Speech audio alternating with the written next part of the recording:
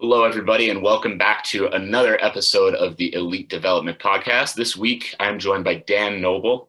Dan is the co-owner of Grit Athletics in Toronto. He is an athletic development coach that has been working with top-level athletes for over 15 years. He also works in coach education, as well as being a speaker and an author. He's been featured in Sports Illustrated, The Hockey News, Hockey Night in Canada, Sportsnet, and other top outlets.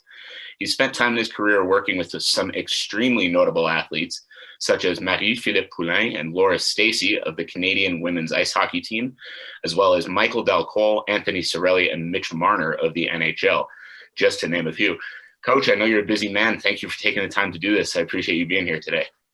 No, thank you. I know Marie will appreciate the way you pronounce her name. You do it a lot better than I do. So. Hey, I appreciate that. Grew up speaking both French and English, so everybody's always surprised when I pull out the accents. And so just to get us started, what I'm always interested in, especially when I talk to other strength and conditioning coaches, can you tell me a little bit about, what drew you to the field? Was it a past in athletics yourself? Was it just a love for the weight room? How did that kind of develop for you? Yeah, I mean, I took a little bit of an indirect journey into kind of strength conditioning and performance. So I was an athlete, like most of us, growing up, and hockey and football and lacrosse kind of my main sports. And hockey was my first love. And, unfortunately, I wasn't very good at it. And so, I played it as long as I could have, and, probably up till I was 16 and just stopped progressing and just felt the frustration and the lack of ability just to develop the skill needed in order to play at a higher level. And, I transferred I'd always played football as a kid, right from being 10 years old, poor athletic development pathways. But, I was, an offensive lineman at, 10 years old and not playing football at all pretty much. And, but I transferred, in high school, I kind of put my full focus into football and ended up, playing linebacker and felt really, kind of translated really well towards my skill sets. And so I went on to University of Guelph and played football there. And when I was there, I met, some by the name of Chris Munford, who was our strength and conditioning, and he was a volunteer. He volunteered in exchange for use of the weight room, to kind of run his own business out of. And, so Chris was the first time I'd ever even, at that time, I didn't even know there was such thing as a strength conditioning coach. I thought you just growing up, it was just our coaches would give us, workout programs, or, I would do whatever Arnold Schwarzenegger was doing at the time, and 10 sets of 10, and just do a ton of bench press and squatting and nothing else. And so this was the first time I was kind of introduced to, speed training, functional movement, and, why we do certain things. And, and still at the time I was slow to kind of, buy into a lot of his stuff. I still just, again, I loved football. I was there to play football and had a goal of playing in CFL. And I didn't get to that point. But I went over and played football in Europe for actually a couple years in Italy, and had a lot of fun, and just kind of a good way to close out, my playing days. And, when I came back, I didn't really know what I wanted to do, and I knew that my life had kind of been impacted by a lot of coaches and teachers. And so I ended up going to teachers college, and when I was there, I met somebody that was dating I met a girl that was dating. It sounds like a strange story, but met a girl that was dating a guy that was starting a sports academy in Toronto. And again, at this point, this was 15 years ago, right? So, those are much more common now, but at the time, no one really knew what that was, and so she talked to me about it and how it was going to be a high school of grade 7 to 12, basically. And, for athletes that are looking to kind of, focus not only on academics, but athletics, and are trying to get scholarships. And it was called the Hill Academy. It was just starting up. And to me, it sounded like a dream job at the time. And I was fortunate enough to get hired there, actually as a teacher to start, and still kind of hadn't been into that strength conditioning, and really didn't think anything of it. And while I was there was 12 kids in the school, and I was just teaching, every class I think I was literally teaching at 1.6 classes, and as well as volunteering in the gym, just helping out, because again, I'd spent a lot of time in the weight room. I was naturally big and strong and fast. And so, it was an easy transition to kind of help out. And every time I went to the weight room, I just really enjoyed the environment, right? I really enjoyed being able to connect with the kids, and I just, started to kind of like learn a little bit more, and I reconnected with my strength coach again, Chris Mumford, who was at Guelph, and started kind of picking his brain about stuff. And slowly, I started to kind of really enjoy it and start to spend more time learning about it. And, get into, I think it was like October, November, the guy that was the strength coach at the time got another job, and he left, and there was a job opening. And so I went to the owner of Skool and I said, "Hey, look, I'll do this for free. I just want to learn how to do it and want to start." And we literally trained out of a community center at the time. So I hired my strength coach from Guelph to be like, I paid him to basically be a mentor of mine. I went to school and graduated university with a general BA, and have any background, traditional schooling. I put up, other than when I went to I went to teachers college and I did a master's of science, but no true kind of, human kinetics or kinesiology.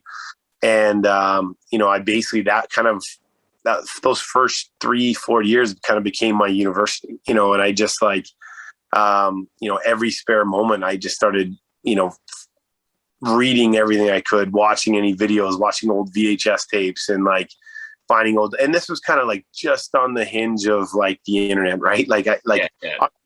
There, but it wasn't what it is now. Like there was no resources. Like I think the first resource I had was like Mike Boyle's Strength Coach Network. Like that was like, it's funny. Like when it first opened, it was like a chat, room, right? Like, those cool, like where you'd go on and, have these sketchy conversations with people, but like, I'd find these like, old scanned PDF documents, but, so that's kind of, the Hill kind of gave me this opportunity to develop professionally and as a coach. And we were lucky to grow the school from, 14 kids to 200 students and have a lot of really good, people and players and student athletes come through there. And, but it came just a perfect ground for me to experiment and develop as a coach and transition from being a teacher into a full-time strength and conditioning coach.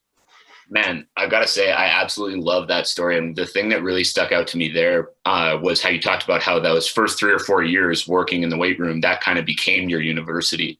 Because coming from a background like, for anybody who's been listening to this show, they probably know already, but I started coaching when I was in high school, and it was just me loving being in the weight room and then loving sharing that with other people. And it was just kind of learning as I was going. And then I ended up taking a degree, not kinesiology, but pretty well related.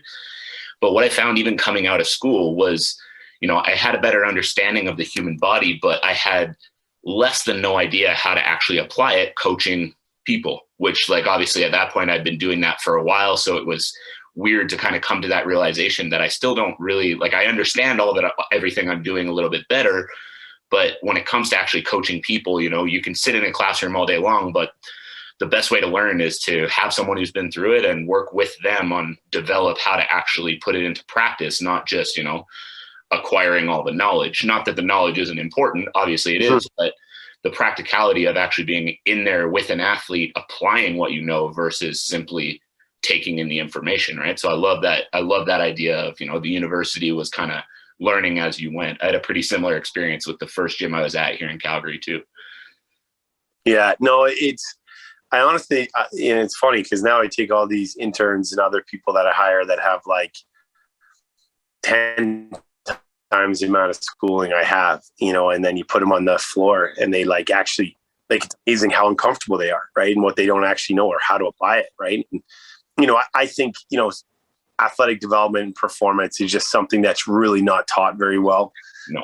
I think the whole kinesiology, it's because it's more so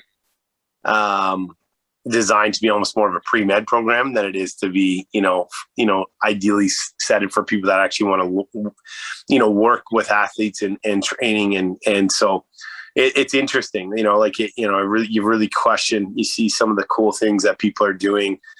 Vern Gambetta has his network, and the rugby strength coach has his network now, and like all these, and just see like what people are doing, the recognizing the importance of, networking, with people, but also just experience, right? And how important, like, half the mistakes that you make can be avoided by learning from people that have been there and done that, right? And that it doesn't matter how well you follow the NSCA manual, right? Like, perfect. Like, you're going to make mistakes, right? And a lot of that stuff, even in the, like I'm writing the CSCS, like my CSCS expired over COVID, and so I've got to rewrite the test, and I'm like, well, this is wrong. I don't agree with this.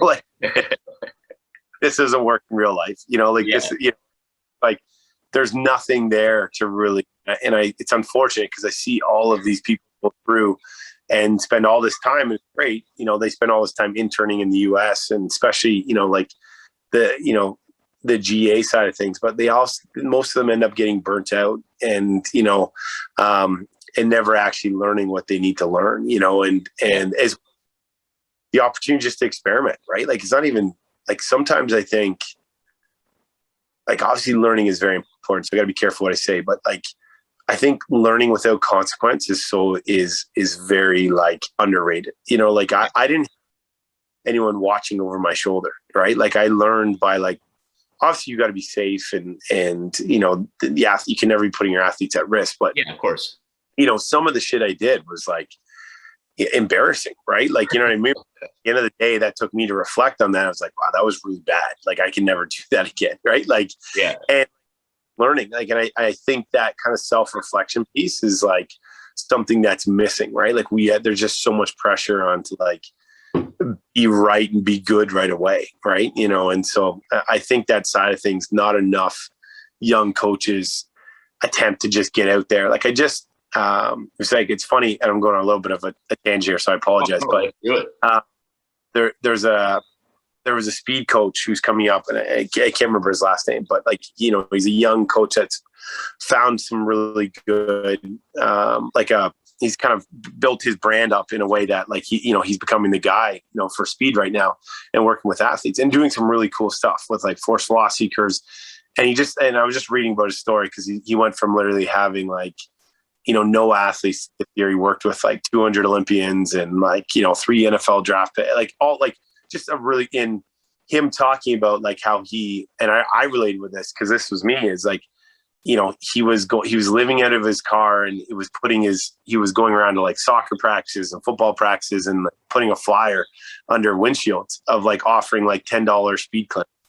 And I think, that's like, when I was at the Hill for almost 12 years, I was there for 14, but for 12 years, I coached probably from 8 a.m. to 4 p.m. straight every single day, like 150 athletes by myself. And like, it was like never a moment where I'd like, even if I was tired, like I loved it. Like, and I was just in it, and I was trying, and I was learning it. It was like, but I didn't even know, like, just my job, right? Like I didn't even think about like how tired I was. But then when I brought other people into that role, like when I kind of moved into a director role, like it was so hard to find somebody that could actually coach.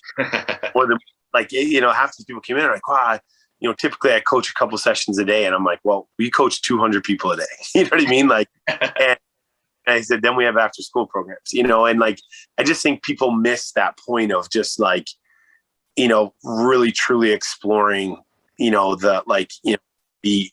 the art and the science of coaching, and outside of a structured environment of like collegiate setting or a professional setting, because there's not a lot of room to experiment in, like, as an intern, right? Like you're getting a workout and you're following it. And like, there's a lot, there's more on the line. And I'm the same way. Like I don't let my interns don't get the program, they don't get to do those things. And I think that like, cause there's just a certain liability in the way that things need to be done from a business perspective. But I just think that more young coaches need to like put themselves out there almost in an entrepreneurial setting, and just being like, go to a park on a Saturday, like find club football programs, that need you to help run their warm-ups or be there at practice. Like that's like, there will be no greater learning than doing that side of things. Right. Like, and don't worry money side of things, get an opportunity to put yourself in front of kids and network and coaches and learn how to communicate. But again, I apologize, went on a tangent there. But No, I love that, because I mean, that's like, it's, it reinforced like so many elements of what you were just talking about. Those were my early years of coaching too. Like I remember, it was 7 years of coaching younger students at my high school, coaching other students at my university, working with the football team at 6 o'clock in the morning every day for free because I just enjoyed being in the weight room, spending my summers working 16 hours because I was at the gym, working at the front desk in the morning, and then in the afternoon, the Montreal Alouettes did their spring camp at our university. So I spent my day in the weight room with them, and then I worked again in the evening at the gym. Like, it was just whatever experience, whatever you could do. Well, when you enjoy it, when this is what you want to do with your life, whatever opportunity you have to have any kind of part of it, you got to take it, right? So like, I love that idea of just, going and offering to run warm-ups for free for a football program on a Saturday afternoon. Like, that's really the way to get into it. I love that. Totally. And so can you talk a little bit, with obviously what you were doing at the Hill Academy here, things grew very well for you, but can you talk a little bit about like how that led into, Grit Athletics and everything that you're doing now? Yeah. So, fast forward, probably into my, my third or fourth year, the Hill started to find traction in terms of having a lot of success, mostly from, I guess, hockey and lacrosse both.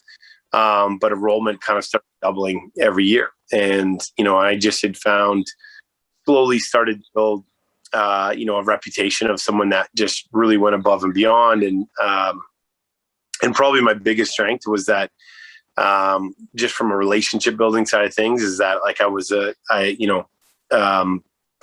lack of my knowledge early on was made up for my ability to kind of just build relationships and mentor young athletes. And, and that probably at first was a little bit neglectful from the physical side, but that was something I recognized and addressed. And, so in the summers, I still wasn't making very much money and not really enough to live in a new school. And so I kind of went to the owners and said, are you okay if, I start my own business in the summer, right? Like, and use your facilities, and, I'll give you a percentage of the, but, I want to have an opportunity to grow and continue to coach.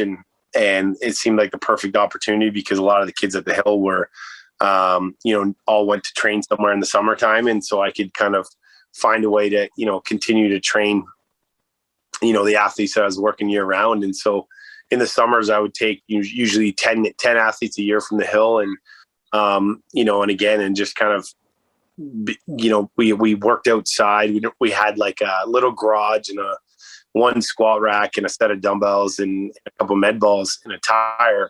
And, and we started again, like with like 5 kids. And then, every day it seemed like someone was bringing a friend, or like, something was like, it was kind of like this, or someone would see us running up and down a driveway, or like, and, by the end of summer we'd have like 20 athletes. And then the next summer, and then I'd go into the Hill far more prepared, because of the summer I was allowed to get, again, kind of really use everything I learned during the year and apply it in a much more focused and concise way, and with smaller groups. And so it's like the school year kind of became my like learning, my learning and kind of like refinement period. And then the summers I was like applying this on a really much more higher, deeper level, because it was just less athletes. Right. And so the summers started to kind of double as well too, where it was like go from 20 athletes to 40 athletes to 50 athletes to the point where I was like, well, I can't take anybody else, and it was interesting to think about it though. I kind of got to a point probably by, I would say like year 8, where kind of my ability as a communicator and as a motivator and my technical ability as a coach, kind of intersected finally, right? Like they were on the same level, and that, it just became something that I loved, and just, something I felt so at like in the middle of my purpose and doing something that I was like born to do, and other opportunities came up through, working in the National Lacrosse League with the Halifax Thunderbirds, and working with Hockey Canada, and working with, and again, like I never really marketed myself. I just focused on like doing good work, and like, and making sure that like the athletes were at the center of everything I did. Yeah.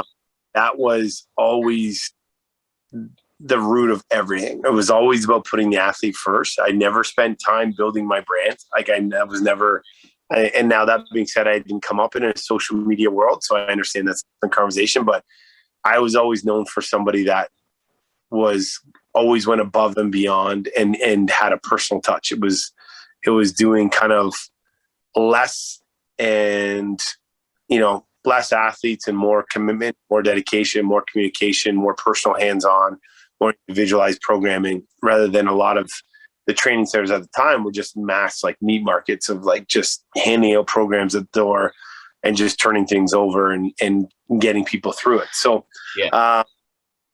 And then, so fast forward to kind of my later years at the Hill, I was the director of athletic performance for the school, and kind of overseeing, hockey and lacrosse, and building out curriculums from, a sporting standpoint, working with coaches, and still in the gym every day. But like, was much more involved.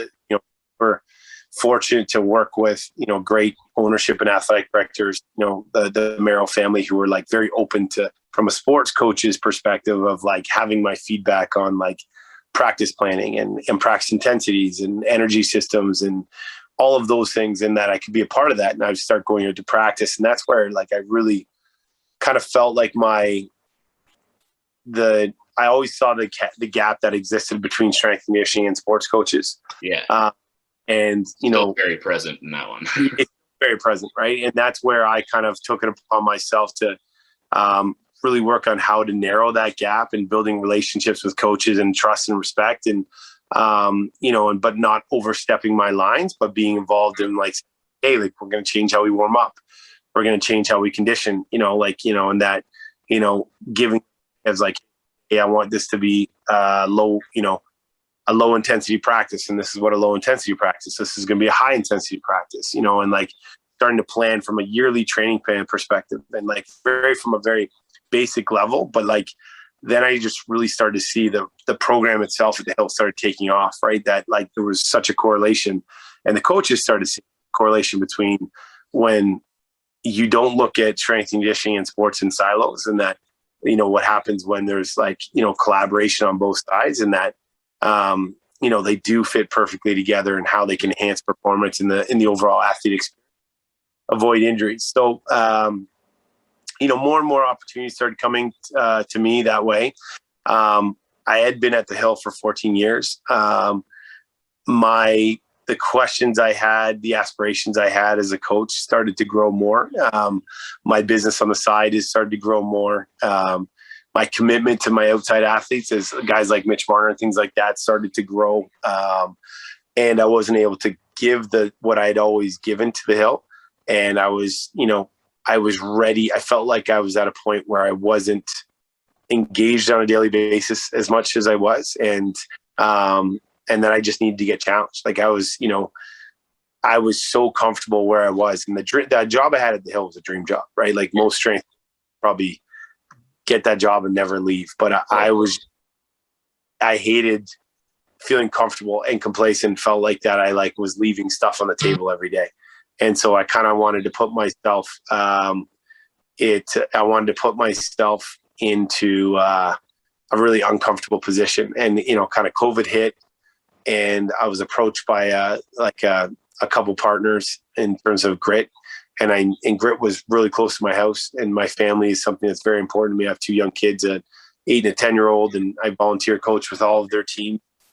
The Hill was moving, would have been an hour away from my house, and it just seemed like the time to kind of transition and, take a bigger risk. I always talk to our athletes being all in and being uncomfortable, and so I wanted to really, something I really wanted to kind of live out. And, not be a hypocrite and be one of those coaches that stands on the sidelines and tells everyone else that, be comfortable being uncomfortable. And, most have never been uncomfortable a day in their lives, and so I left the Hill and in great hands and the people that are there, and helped, that transition and open up Grit Athletics in, August 2020. And, we were fortunate during lockdown that we had a group of exempt athletes with Hockey Canada and NHL that we were able to kind of keep the lights on. And it was some pretty cool time because, there wasn't obviously a lot going on, but,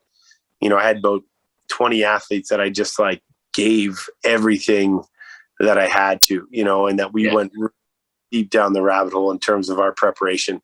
And everybody from that group, and it too was going through the unknown of COVID. And it was just a special experience in terms of from supporting each other and trusting, and from a vulnerability perspective of talking with the fears of not knowing what's to come, and, being locked down and the frustrations that everyone was feeling. But, so that kind of fast forward to where I am now, and being open and doing what we're doing,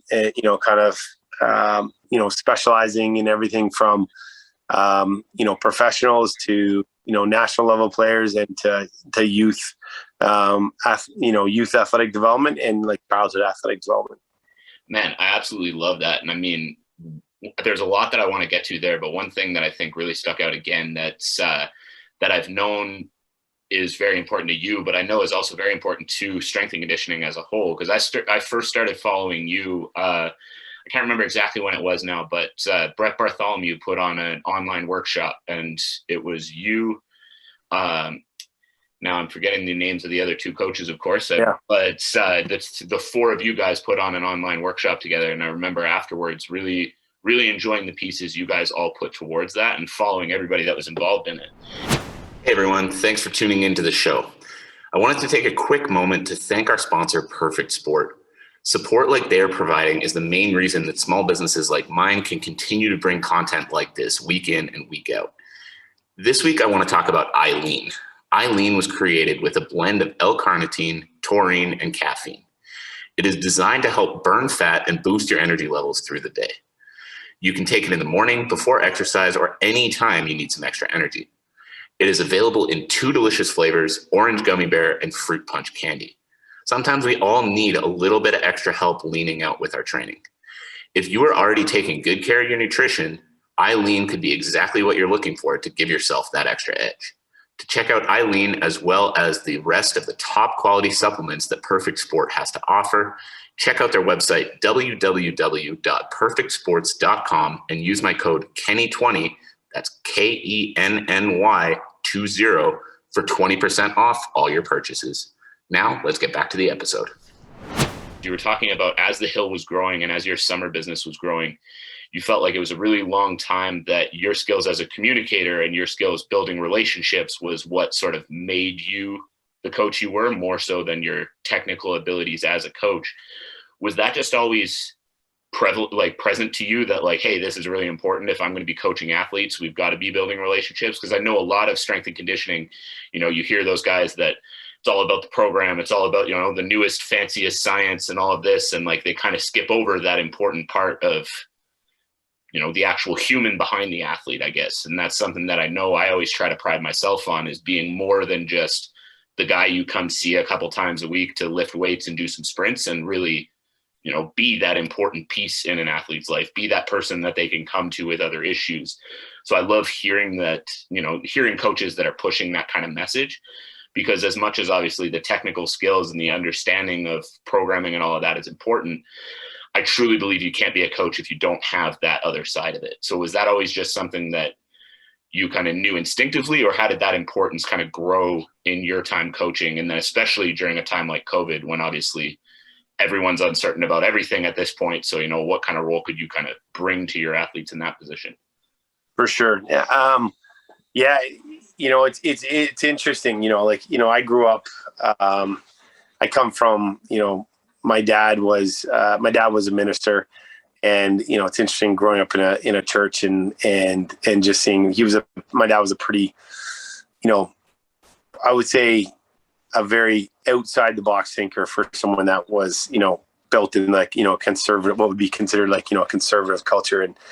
And I watched, him for my whole life, watch him care for people, from all different walks of life. And, he died of cancer 5 years ago. And I watched I remember being like at the visitation and the funeral, and just the amount of people that I'd never seen before ever in my life, like, hundreds and hundreds of people, from like every walk of life, like to like from different backgrounds of, like cultural backgrounds to, sexuality, to everything, like everything that you wouldn't think of what a Christian minister, people that, maybe on social media may see that people that you shouldn't kind of aren't supposed to love or support, is like, these were people that my dad was supporting and journeying with. And it really challenged me of like, why am I here, in this world, right? Like, what is my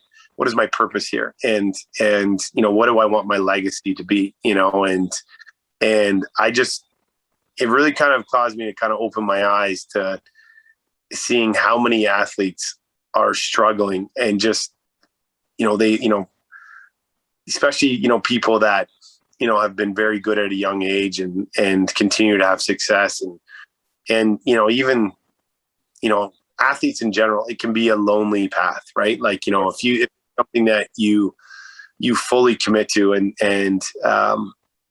we have, it's interesting. We have, guys like Mitch, and Anthony Borelli, and then we have guys that are grinding for contracts, and bouncing around the the AHL and the East Coast League, and they train just as hard as those guys, if not harder, and they make the sacrifice for 1% of the money, and just seeing like, the sacrifices that they make and the challenges and the choices they've made, and that their life has been almost one big transaction, right? Like everywhere they go, they're being evaluated, they're being tested, they're being judged, they're being, negotiated on. And there's just this callousness, right? Like, even like sports science has put like this, like, athletes have become numbers, right? And they've become dots in a spreadsheet, and like, survey lines. And I don't care if it's a wellness survey or whatever. It's like, we've put these humans into these like Excel boxes that, as soon as they fall out of these boxes, where do they fit in? Like,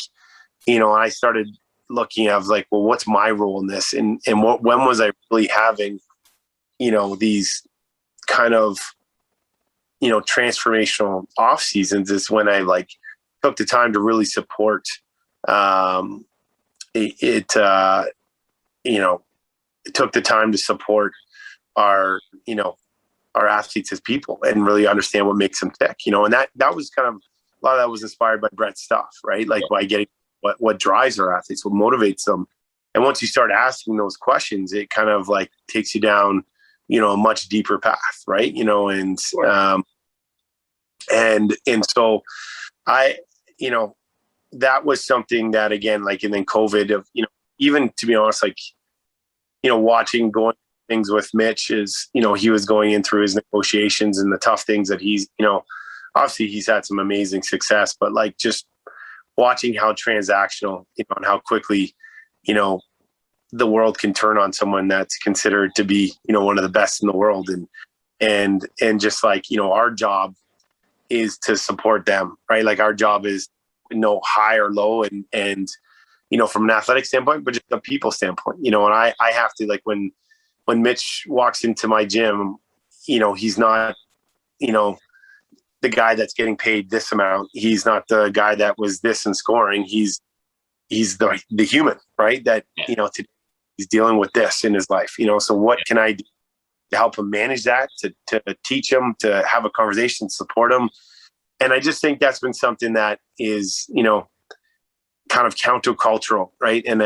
Where a journey I'm on right now is, myself, I was kind of the underdog, and I was, struggled a lot in my life with different things. And I always had the philosophy of like proving everyone wrong.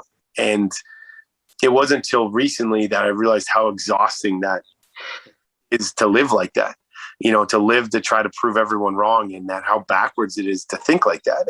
And and don't get me wrong, like I love the David Goggins of the world, and I take joy for, I can get motivated, and I need days like that too. But like at the end of the day, I was like, you know, I'm exhausted by trying to prove everyone wrong, Yeah. and like accepting who I am, right, and just saying instead of proving everyone wrong, well, why don't I get to the point where I say, well, fuck it, like this is who I am. I understand the value that I bring, and it's not going to be for everyone, but I'm going to spend less time worrying about what people think and more time controlling the things that I can control and stop apologizing for who I am as a person, and Yeah, absolutely. so that's kind of been that mindset shift, and it's kind of poured over into our athletes of just like, embodying your unique value. Right. And that's a part of like that continual pursuit of your best self, but it's about, again, that individual pursuit, not the comparison or not trying to be somebody else, but like, that, for example, I've got, had 3 professionals today that are all very people, and they all train very different. Right. And, and then realizing that not everyone needs to do the same workouts. Not everyone needs, like, you need to find, like, I got some guys that I could give the most craziest metabolic circuit to, and they would just smash it. And then I got other guys that would just like die and get hurt, and like, and it's like, so does that make them not as good as an athlete? But like, because half the time the guy that can't do the high metabolic stuff is the better hockey player. It's more skilled, right? So it's like trying to find that, just realizing from physical to personal of like just how much, when you put the athlete in the center of it and you give them control and ownership over the journey, and you start asking them, well, what do you want to do today? What do you actually want to focus on? Like, and like, well, what feedback? And that's the crazy part. When you start asking coaches, like the feedback, and even I'm talking about the highest levels, like the feedback is so poor, right? Yeah. You know what I mean? Like, and so something that like I've been trying to do is really educate our athletes on like how to evaluate their own play, how to watch film and how to like understand of what impacts certain aspects of your performance, and how, what should you expect from an on ice session? What should you expect from, your agents and all the other people? Just trying to educate them on terms of like, that you have a voice and empower them to make better choices instead of me telling you what to do and just being one more person in your life that tells you what and how to do everything, empowering them so they can start making better educated decisions, both about their body, their own personal brands and what they want their mark to be in this world. And like, the legacies they want to leave behind with people that they interact with on a daily basis. Well, man, I love that too, because that's honestly, that leads me perfectly into the reason that I created this show in the first place. As I talked about before we clicked record, what I see a lot with athletes that I've worked with, and I'm sure you've seen the same, are, these kids that walk into the gym for the first time thinking, I'm going to pick up a hockey stick and then 5 years from now, I'm going to be Mitch Marner and nothing's going to stand in the way, and not really understanding that, they don't have to just blindly listen to what this guy or that girl or this person says they should do, but they can create their own path. And getting into a little bit more of those details of what athletes can do outside of just playing good hockey to help create their own path, or outside of, just playing their sport well or competing well to create their own path. And I think what you're saying there, just about your approach coaching of, educating the athletes that they have a voice, they have the power, and to spend their time, like you said, controlling what they can control. Because I've definitely struggled with that similar thing that you were talking about living to prove everybody wrong. And I went through a pretty similar mindset shift as well, where I realized that, I'm not here coaching my athletes to prove to anybody how much better I am at coaching than, this person or that person. I'm just here to coach my athletes. Other people know how to coach athletes well too, and other people can make mistakes as well. And I'm sure that things I'm doing, I'm going to look at a year from now and go, what was I thinking? But that's all part of the evolution. But if you spend your time trying to prove, hey, look at me, I'm so much better than that guy, you're not spending your time focusing on actually being good. You're focused on trying to bring the other person down instead of bring yourself and your own athletes up. And I just wanted to say too, that story about your dad. First, I'm sorry to hear that he passed from cancer. Obviously, that's never an easy thing to deal with. But to be able to see that kind of legacy at the visitation and the funeral, all these different people coming together, that must have been really powerful. Like, that gave me goosebumps just hearing about that as well. No, thank you. I appreciate that. Absolutely. And one thing I wanted to get into, just going off of, what you were saying about the example being Mitch Marner of, when he comes into the gym, he's not the guy who makes this much per season or the guy who was here in scoring or whatever. He's Mitch Marner, the human. Because again, that's something that I always try to bring with my athletes as well, is that you're a human before you're an athlete. And that means that, some days training is going to have to look a little different because you're dealing with some personal stuff, and that's okay. Taking that easier day because you slept an hour and a half last night because of these things going on in your life isn't going to be a bad thing for you. If anything, it's going to benefit you because you're going to be able to recover and you're going to be able to get back on track. With Mitch and with these other high level people that you work with, have you noticed something, like anything about them specifically, that they're able, dealing with these kind of pressures of playing at these top levels, things that they do or things that younger athletes can maybe learn from their experiences to help them deal with those pressures when they get to those kind of levels? Yeah. It's interesting. It's an interesting question because I'm always constantly just observing that for my own, as I kind of just collect in my head of like, what are the commonalities of, successful athletes and the people that we work with. That's our world. Right. And, the one thing I would say, one is they're extremely competitive. There's doesn't matter what we're doing. Like if we play handball or if we hide and go seek, it's one thing I think is missing in especially youth athletes is that I watch, even on my son's team, if we go, during games at a tournament, some of them will go play soccer. And it's like this insane game of soccer, they're playing, in between hockey or lacrosse, whatever it was. And they're laying it out. And then I see that the best players on the team, their parents have them pulled over and they're eating orange slices or a protein bar or, sitting in the shade and, hydrating. And I'm like, okay, I get that, but they're missing what it means to compete. What those kids are doing over on that soccer field right now, where they're literally competing like it's the World Cup and getting up and scraping knees. But that shit is you can't learn that anywhere. I think that's something that's learned on the schoolyard. I don't think in practice, I don't think I think it can be developed, but I find that we pick and choose as parents and coaches right now, when we want these kids to be competitive, right? And we almost manufacture it too much, and that's not authentic, and it doesn't become this intrinsic. Some people are born like that. Someone like Anthony Sorelli is just, he is just wired differently than everybody else, right? He's just just has a motor that doesn't stop. But again, he's a guy that played a ton as a kid and competed and never really had a coach that believed in him. It was just he was the kid that always, was going. And now you have these these specialized, fragile, athletes that are just protected. Right. And I think when it matters, I don't think their kind of motor, that competitive drive is being developed or fostered. So that's one thing.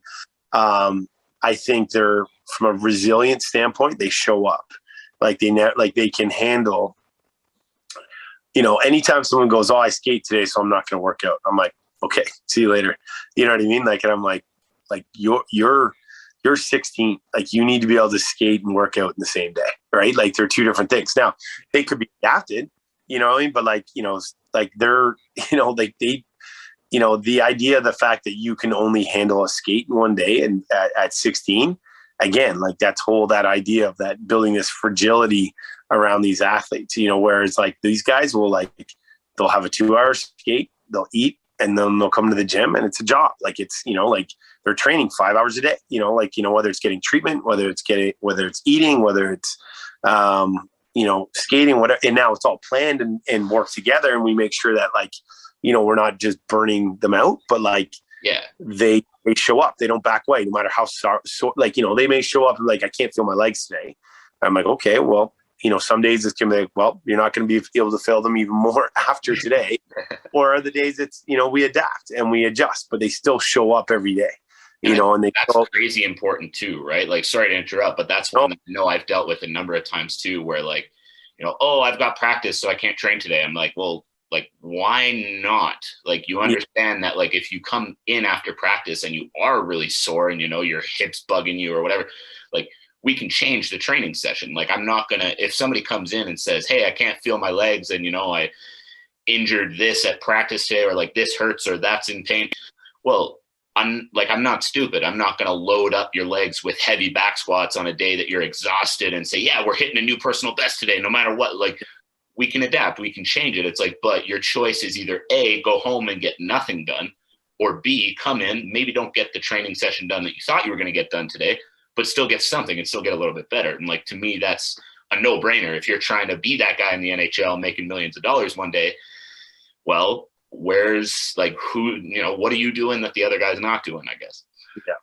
Well, and that's what I always say, like, especially like, speaking of like those, 15 to 16-year-olds, right? Like, it's like there's so often that the values don't match the vision, right? The vision is being this top level OHL player or college player or junior player.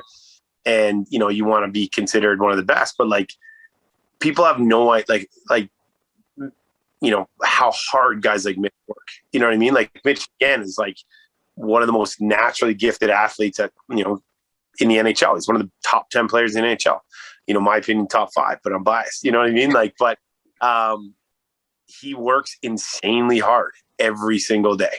And it's like, he's obsessed with it, and he's frustrated, and it frustrates him and it haunts him when he has a bad session. And, but then, you have these kids like you're talking about, right? Again, like, there's a kid now that, was drafted late into the OHL and like he does these skates every day, like trying to like do these like showcase skates and all this stuff. And I was like, he's obsessed with it. Like, it's so backwards, right? Like, he's obsessed with trying to show everyone that he's good enough to play, but like, he's never actually done the work to be good enough to play, right? Like, he was drafted because of physical, abilities, like he's a big body and he's athletic, and so there's potential. But it's like, I always try to say, I'm like, all of this stuff is all bullshit, right? Like these showcases and everything else. It's like, these people have no control, like, but they sell it, and it's a business of youth sport, and it's the part that I hate. But I'm like, you just need to close the door and work hard, right? Like, and train. And that piece comes back to what you were talking about coaching, right? Of like, instead of work to prove everybody wrong, you're just working to actually improve. And then, so, instead of working on everything to show everybody how good you are, that you belong in the league, actually just get to work, and then someone's going to see, hey, he belongs in the league, and then that'll happen for you. But if your time is spent trying to put yourself in those positions, but your time's not spent actually improving to the point that you belong in those positions, there's just, I agree. It's a very backwards way of thinking, but it's very, very present in our world right now. Well, and there's a part, the other, and I'll touch on this in the other part of the last thing I would say that I see from these guys, but is the amount of like results oriented from like just Instagram and everything else, right? It's like just driven people to like not realize, again, like the secret lies in the dirt, right? Like, secret lies in the work, and a guy like Anthony Cirelli, who made the Oshawa Generals as a walk-on, it just works, right? He doesn't care about social media. He doesn't care what so-and-so is doing. He doesn't compare. He just shows up and works every day. He has an opportunity, right? And like these kids that even like, hey, I said, like, okay, you got drafted late. Well, at least you now have an opportunity. You have an opportunity, and now that date is set. Now it's your job to prepare, do everything you can to that date.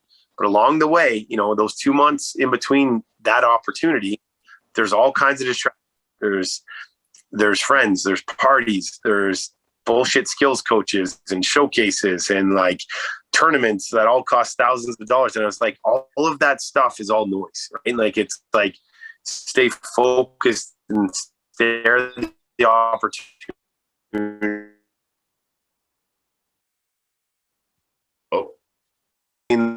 phase and like understand that I need to just give myself the best opportunity. Am I frozen there? Yeah, sorry, you froze for a second there. Sorry. Right in the middle of that piece again, you were saying, the showcases, these friends, the parties, these bullshit skills coaches, all of these things that are kind of getting in the way, all the noise. Yeah.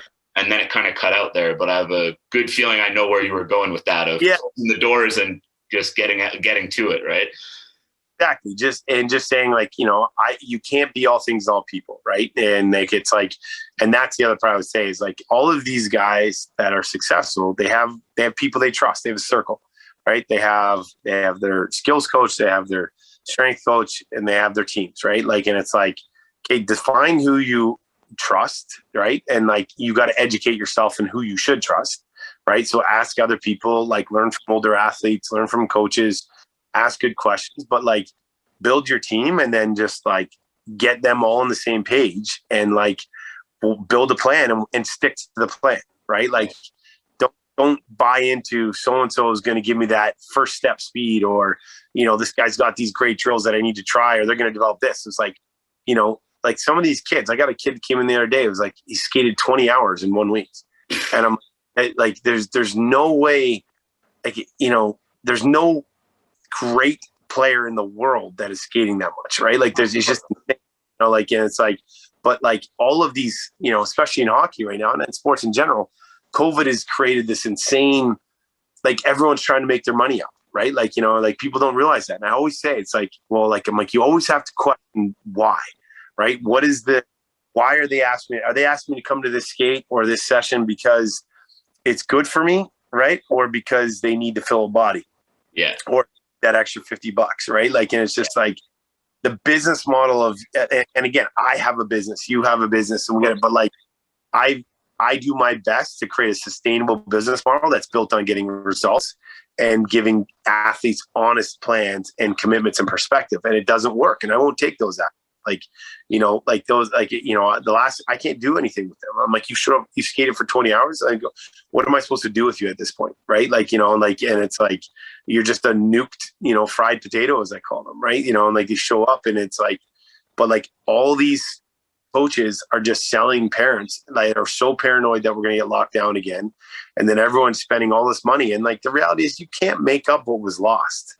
Like that's you can another big one that people don't realize, right? Is like not being allowed to be on the ice for 2 months doesn't mean be on the ice 4 times as often for the next 2 months to make up for it. Like you're just going to burn your kid the hell out, and then he's not going to be able to play when tryouts come around. Like, totally. And the initiative, the passion part, right? Like the passion and perseverance, like that's probably the last place. They all have passion and perseverance, right? They all love what they do. Like Mitch loves hockey. Like Anthony loves it. Like Marie and Laura, like will shoot pucks for like, they're very passionate about what they do. Right. And the passion drives everything. And I just think it's such an, and that, and again, that's a part where I come to is like, it's like, what's my job to do for a guy that's just come out of a long playoff run? It's like refill that passion, right? Build up, like it's like things got to be somewhat enjoyable, and they got to be like, I've got to keep that, that passion bucket, that joy bucket, filled, right? Especially a guy like Mitch doesn't play his best. Like he needs to have fun. Like it needs to be enjoyable. Like, it's like can't all be about working numbers, right? It's got to be about like the group that we have together, the community, the culture, all of that stuff that contributes just to like. And, I think that can get lost in sometimes of private training centers, that you can have culture. You can build teams of like teams, right? And it's something that's been really powerful for us. Yeah, man, that's been one of my favorite things. Like the combat sports world is something that's coming up a lot for me the last little while. Like I've probably got, I think 12 fighters last time I counted. And like, one of the best things ever, like, especially with them, because it's such an individual sport, but, you are obviously still within a team, training partners and all that, but getting 3 or 4 of them in at the same time training is always some of my favorite sessions. Cause like, they're resting between sets and they're sharing like different things they learned at boxing the day before, or like whatever else it is. But it goes to show again, that culture that you can build. I'm not in there just screaming numbers and yelling sets and reps at them. Like getting to know each other, learning from each other, and then building up together, not just all individual like that. I love that you're saying that same sort of thing. The passion and perseverance, I think, is one of the biggest things for athletes. If you're not loving it, like, this is a difficult path to go on for something you don't love. And yeah, no. one of the other big ones I wanted to make sure that, anybody listening, please remember this one as well, is, as you said, you've always got to ask why, right? Like, that's something I always preach to athletes, is like, if you're looking at your program for the day, you should be able to point to an exercise and say, why are we doing this? And if I can't answer that question, how well have I thought that out? But that's got to be the same for, asking why you're going into a program, asking why you're doing those certain ice sessions with that certain coach. Ask yourself, but then question your coaches as well, right? Like, if you're not learning why you're doing what you're doing, how do you know you're doing the right things? Yeah, no, absolutely. I love that. Well, Dan, I really appreciate all the time, and I've really gotten a lot out of the past hour. So I think we're pushing about an hour. I've really gotten a lot from this past hour, just learning about you, learning about your story, and just I absolutely love the approach you bring to strength and conditioning and all of your athletes. So thank you again for coming on the show. I really appreciate you taking the time to share all that. Thank you, Coach. I appreciate your time and having me on. Absolutely. So if anybody's looking to get in touch with you, just about anything they heard today or anything else, what's the best way for them to go about that? You probably just, through Instagram is, send me a message. I'm brutal at getting back to people, but, or reach out to email through our Grit Athletics website. And, one of those, you should get a response in, some sort of time frame. Hey, that sounds perfect. I fully understand. You get busy, things fall down the priority list. But again, I really appreciate you taking the time to come on and do this. It really means a lot. And thank you again. Thank you. And for everybody else listening, this has been the Elite Development Podcast with Kenny Dussault and Dan Noble.